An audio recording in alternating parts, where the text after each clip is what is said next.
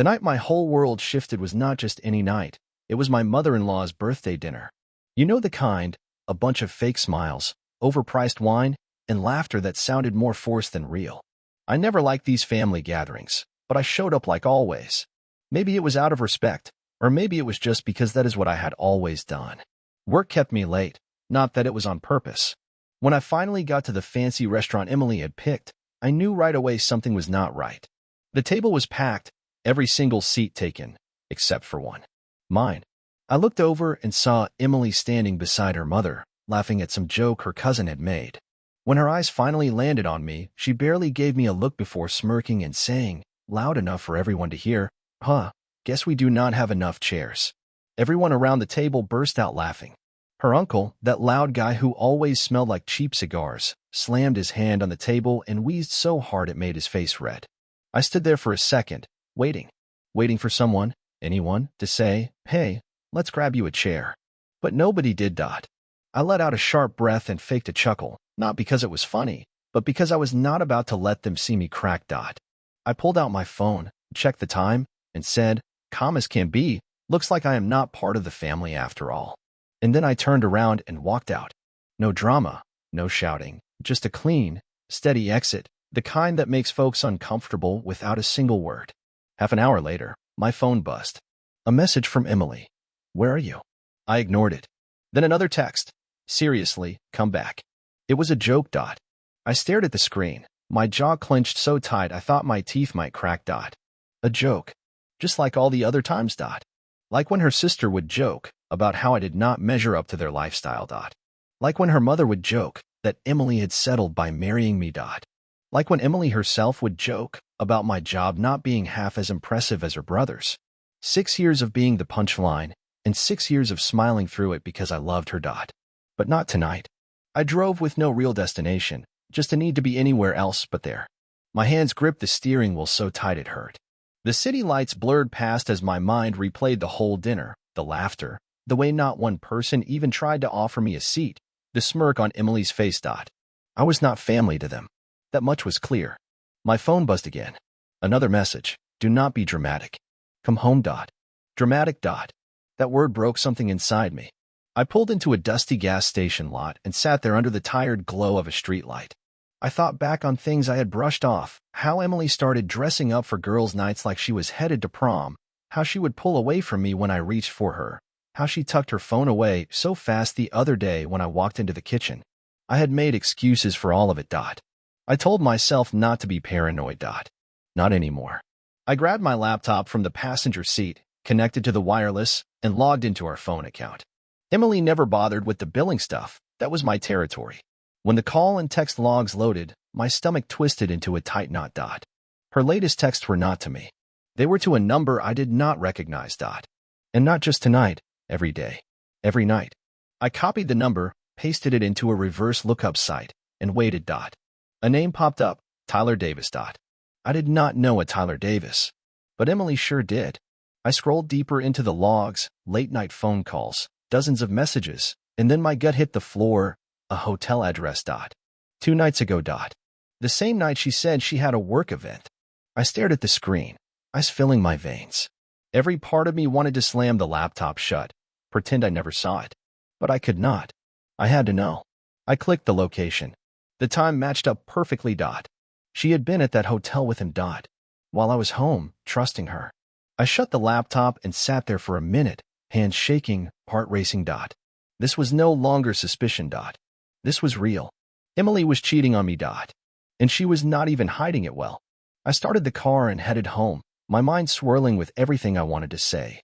I was not planning to scream or throw things. No. I wanted her to feel the same blindsided punch she had just handed me. When I pulled into our driveway, the house was dark. Of course she was home. She had no idea I knew. I stepped inside, shutting the door real soft behind me. The faint sound of the television came from the living room. She was curled up on the couch, scrolling on her phone like nothing in the world was wrong. She looked up, barely interested. Oh, you are back, she said. No, sorry. No worry. Just that. I stared at her, feeling something heavy and cold settle inside me. Yeah, I said, my voice steady. Did not feel like sticking around a table full of folks who do not give a damn about me. She sighed, tossing her phone aside. Come on, it was a joke. You really left over that. I studied her, seeing just how little it mattered to her. It was not just that, I said quietly. Something in my tone made her shift a little. Well, you missed a good dinner, but whatever. You were home now, she said. I ignored that and asked, where were you 2 nights ago? That got her attention. Her body stiffened for just a second before she laughed it off. I told you, a work event, she said. I leaned against the wall, arms crossed. Which hotel hosted this work event? I saw it then, the flicker of panic before she forced a laugh. Why are you asking that? I stayed calm. Because I checked our phone records. The color drained from her face. I pulled up the screen on my phone and held it out for her to see. Tyler Davis. Texts. Calls. A hotel. 2 nights ago. Silence. Then she did what she always did, she lied. This is insane. You were checking my phone bills now? You sound crazy. I stepped closer. My voice cut like a knife. Do not even try to flip this on me. Tell me the truth. She pressed her lips together like she was thinking about it. Then she rolled her eyes and gave a cold, fake laugh. Oh my God. Fine. You want the truth? She sneered. Yeah. I was at a hotel. Yeah. I was with Tyler. And you know what? I do not even feel bad about it. I froze. She leaned back into the couch, arms folded, a smug little smile on her face, like she had just scored some kind of win. You've been dull lately, she said, her voice dripping with condescension. Predictable. Tyler gives me something you never could. And that was it. The last puzzle piece slid into place. She never cared. Never respected me. Not really. I stared at her, not with fury, but with something colder. I saw her, truly saw her, maybe for the first time. There she was, lounging there like this meant nothing, like I was the fool for taking it seriously. She was waiting for a reaction, yelling, pleading, begging, but none of that came. I just gave her a long, slow nod, feeling the weight of everything she had said, every ounce of disrespect in her voice. So that's it? I asked, calm and even. She shrugged. Yeah, that's it. What? Did you really think we were some perfect couple? She gave a sharp, bitter laugh. Wake up. I stopped loving you a long time ago. You're just there. Something in me went quiet then, not angry, not broken. Just clear. I turned and walked toward our bedroom. Behind me, her voice cut through the silence. Oh, come on. You gonna go cry now? I did not answer. I grabbed my duffel from the closet and started packing. A week's worth of clothes. My passport. Laptop. The basics. I was done wasting time in a house that had turned cold a long time ago. Halfway down the stairs, I heard her coming up behind me. What the hell are you doing? I kept moving. She laughed sharp, mocking. Oh, please. Where are you even going? I zipped up the bag, grabbed my keys, and looked her dead in the eye. Anywhere but here. I saw something flicker in her eyes then. Not sadness. Not guilt. Just irritation. Like she was just now realizing I was actually walking out. You're not serious, she said, arms crossed. I slung the bag over my shoulder. Dead serious. She scoffed. You think you're gonna find someone better than me? I almost laughed. That was the thing about people like Emily. They always thought they were the prize, even when they were the problem. I walked past her toward the front door. Right as I reached for the handle, she fired off one last shot. You'll be back. I paused just long enough to look over my shoulder. Not a chance, I said. And then I left. The cold night air hit my face like a reset button. For the first time in years, I felt like I could actually breathe. But I wasn't done yet. She thought she had won. She had no idea what was coming. I got in my car, pulled out of the driveway, hands steady on the wheel, mind sharper than it had been in years. I was not angry. I was not heartbroken. I was finished. But that did not mean I was going to let her walk away without feeling it. I drove across town, not to a bar, not to a buddy's house, but to her parents' place. The same people who had laughed at me earlier that night, who treated me like I did not belong. They thought they could humiliate me and I would just take it. Not tonight. I pulled into the driveway, stepped out, and knocked. A moment later, the door opened. Her father, Robert, stiff-collared, gray hair, same sour expression he always gave me. He scowled. What the hell are you doing here? I gave him a thin smile. Figured it's time you knew what your daughter's been up to. I walked right past him into the living room. Diane, her mother, was on the couch, glass of wine in hand. She looked up, startled. Where's Emily? I asked casually, like I was asking about the weather. Robert slammed the door behind me. Why do you care? I pulled out my phone, scrolled to the screenshot, and held it up. Their faces changed in an instant. Diane slowly set her glass down, her mouth opening like she was trying to speak but couldn't. Robert squinted at the screen, then looked up at me. What is this? Oh, I said, tilting my head. Just proof that your daughter has been sleeping with some guy named Tyler Davis. In case you're wondering why she started treating me like garbage. Diane gasped. That can't be true. I let out a dry laugh. Oh, it's true. Been going on for months. And you know what? I might have walked away quietly, no scene, no drama, but after the way you all treated me tonight, I took a step closer. My voice dropped low. You laughed at me, mocked me, like I was nothing. But the real joke was sitting right next to you. Robert's face turned red. He looked at Diane, then back at me. We didn't know. Yeah, I said, slipping my phone back in my pocket. Maybe next time, don't treat the wrong man like dirt. I turned and walked out, leaving them stunned. As I climbed into the car, my phone buzzed, a text from Emily. What the hell did you just do? I smirked. Payback. I didn't respond. Let her sit in the mess she made. Let the panic settle in.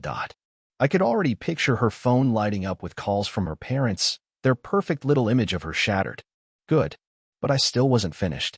I drove back into the city and found a real hotel, not the sleazy kind Emily had snuck into, but somewhere I could have a drink, a room, and some peace. After I checked in, I sat on the bed for a moment. Then I pulled out my phone. There was one more person who needed to hear from me. Tyler Davis. I didn't know what kind of man he was. Maybe he was just like her. Maybe he had no clue she was married. Either way, he was about to learn. I found his number in the call log and hit dial. 2 rings. Then a groggy, irritated voice. Hello. I leaned against the window, looking down at the city lights. Hey, Tyler. This is Emily's husband. Silence. Then a sharp intake of breath. What? Yeah, I said. Figured she hadn't told you. There was a long pause, then his tone changed serious, maybe even regretful. Look, man. I don't know what you think. I cut him off. I know exactly what I think. I've got the messages. The hotel. Everything. Another pause. Then he sighed. Jesus Christ. She told me you two were separated. That stopped me. I had expected lies, maybe a little denial. But not that. We weren't, I said. At least not before tonight. Another breath on his end. I swear to God, man. I didn't know. If I'd known she was still with someone, I'd never have gone near her. I don't mess with married women. I rubbed my hand down my face. Well, you did. He was quiet. Then he muttered, she's something else, huh? You have no idea. Neither of us said anything for a while. Then he asked, so what now? You coming after me? I scoffed. No. You're not the problem. She is. Another long pause. Then, carefully, he said, listen, I don't know you. But if you're looking to get even, there's something I think you'll want to see. I straightened up. I'm listening. He sighed. Give me a few minutes. I'll send it over. The line went dead. I paced the hotel room, heart thumping. Whatever Tyler was about to send, it was going to change things. I could feel it. My phone buzzed. Tyler, check your email. Sent you something you should see. I opened my laptop and logged in. There it was, a forwarded email thread with attachments. I clicked the first one. My gut clenched. It was a screenshot. Emily's name at the top. Her messages, clear as day. He's such a joke. I barely have to try anymore, and he still does whatever I want. Honestly, if he finds out, who cares? He's too pathetic to leave. I gritted my teeth. But it got worse. Another message from a month back. If I get caught, just play dumb. I'll handle it. He's not going to do anything. He never does. I scrolled faster, my pulse pounding. Then I saw the attachment at the bottom. A video. I hesitated, then clicked play. The video was shaky, like it had been recorded on the fly. No planning, just a moment caught in passing. But the audio was sharp as a knife. Emily's voice rang out, clear as day. Yeah, I'll be home later. No, he won't suspect a thing. He's too busy playing perfect husband or whatever. Then she laughed, that smug, hollow laugh I had grown to hate. You should see the way he looks at me, like I'm some saint. It's pathetic. Tyler said something back, but I barely heard it. My ears were buzzing. And then she dropped the worst of it. I don't even know why I married him, honestly. Probably just needed someone to fill the space till something better came along. I slammed the laptop shut. I sat there frozen, not crying, not yelling, just numb. I had always known she was unfaithful. I had known she could be cold and selfish. But that, calling me a placeholder, that broke something deep inside me. And I did not feel pain. I felt steel. I grabbed my phone and typed one sentence. Pack your things. You're leaving tomorrow. It took her less than a minute to respond. Excuse me? I smiled, bitter and sharp. I saw everything. Every message. Every video. Every word you said about me. And guess what? You're right. I'm not going to do anything. Then I sent the second message. Because you're not worth it. Her typing bubble popped up instantly. Then disappeared. Then came back again. I could picture her on the couch, phone in her hands, scrambling, trying to figure out how to spin it. Too late. I powered my phone off and leaned back, letting the silence settle over me. Let her stew in it. Tomorrow, she would face the fallout. The sun was barely up when I cracked open the awful hotel coffee and checked my phone. Nothing from Emily. Not a single word. Which meant one thing: she was plotting. That was her pattern.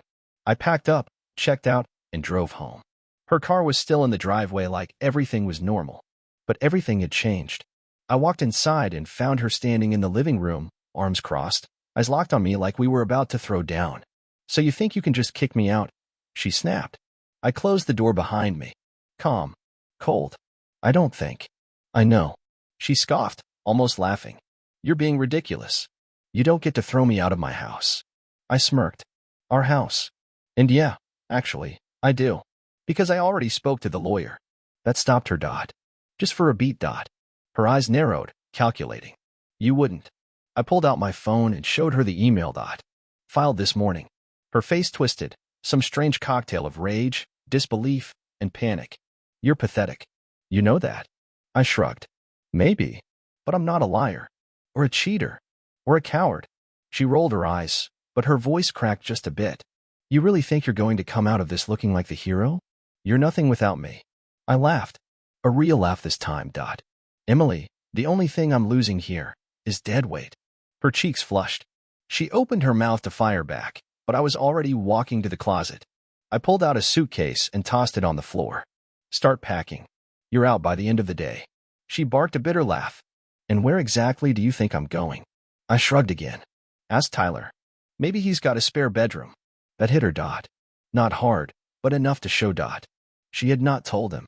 She had been juggling both lives and figured she could keep it going. Not anymore. She tried one more play, arms at her sides, voice soft. Look, we don't have to do this. We can fix it. I raised an eyebrow. You called me pathetic 10 minutes ago. She clenched her jaw. I stepped in just a little, lowering my voice.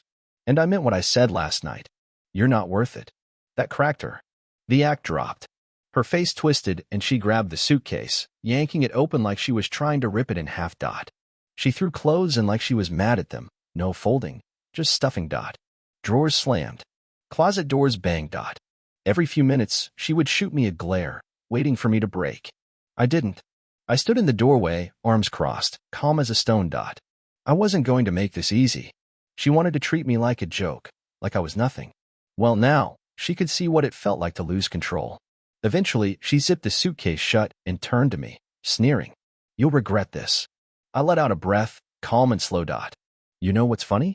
That's exactly what your parents looked like last night when I told them everything. Her eyes widened. The smirk vanished. You. Oh yeah, I said, stepping forward. You should have seen their faces. Mommy and Daddy? Speechless. They looked like someone punched him in the gut. Shut up. I smiled. Touch a nerve. Her fists clenched. You're such a bitter little man. I leaned back against the doorframe. And yet I'm not the one being dragged out of a house I paid for. That was it.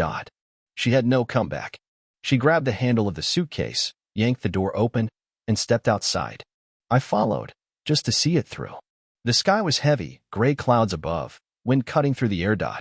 She looked small standing there with her suitcase, her shoulders hunched, hair blowing in the wind. For the first time in years, I felt light. She turned to me, eyes sharp with bitterness. You really think you're better than me now? I did not even blink. I always was. She opened her mouth like she had something to say, then shut it again. There was nothing left. Without another word, she walked to her car and popped the trunk, throwing her suitcase in like it weighed nothing. I stood in the doorway, arms folded, watching, and then she drove off. The second her car disappeared around the corner, I let out a breath I had not even realized I was holding. It was done. I closed the door behind me, and for the first time in a long time, the silence in the house didn't feel cold or empty. It felt like peace. It felt like freedom. I was not broken. I was not lost. I was finished, and it felt incredible. I walked slowly through the living room, into the kitchen, letting my fingers trail along the countertops. The smell of her perfume was gone. The space felt bigger, lighter, like the walls themselves were exhaling. I sat on the couch and stretched out, just breathing, just being.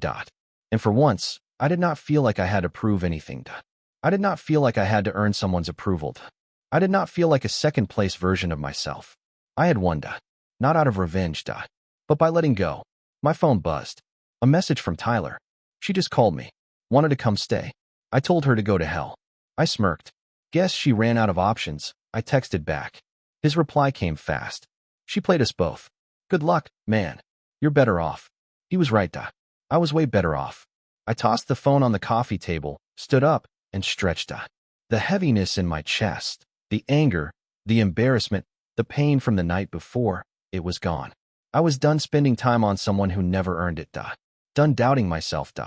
Done explaining myself to people who never cared to understand. I was not broken. I was not angry. I was free. And for the first time in a long, long time, I was actually looking forward to what came next. I stood there in the middle of the living room, letting that silence settle in. Not the kind of silence that comes from resentment, from walking on eggshells, from waiting for the next explosion. This was different. It was clean. It was mine. I poured myself a drink. Nothing fancy, just something to mark the moment. I had never really done that before, not at home. Emily used to hate when I did. Bad habit, she'd say. Like she was anyone to lecture me on self-control. I raised the glass, not to anyone in particular, just to myself. And took a slow sip. The warmth hit my chest, and for once, it felt good. And then, I laughed. Not bitter, not hollow. Just laughed. Because she really thought she could destroy me. She thought I would sit in this house shattered, begging her to come back. She thought I was weak, a placeholder, a backup plan, some sad little man who would never walk away. And now look at her. She burned every bridge. She lied to everyone. She humiliated me in front of her family. And they turned on her the second the truth came out. She thought she was invincible. Turns out, she was just temporary. I finished my drink, set the glass in the sink, and grabbed my keys. I was not about to sit in this place and replay old memories. I was not going to waste another breath on someone who had treated me like I was invisible. Emily had taken enough from me. She would not take 1 minute more. I stepped outside. The air was crisp, clean, cool against my face. The sun was setting, streaks of orange and pink painting the sky like a fresh start. It felt like the universe had just closed one chapter and opened another, just for me. I locked the door behind me, smiled to myself, and walked forward. And I never looked back.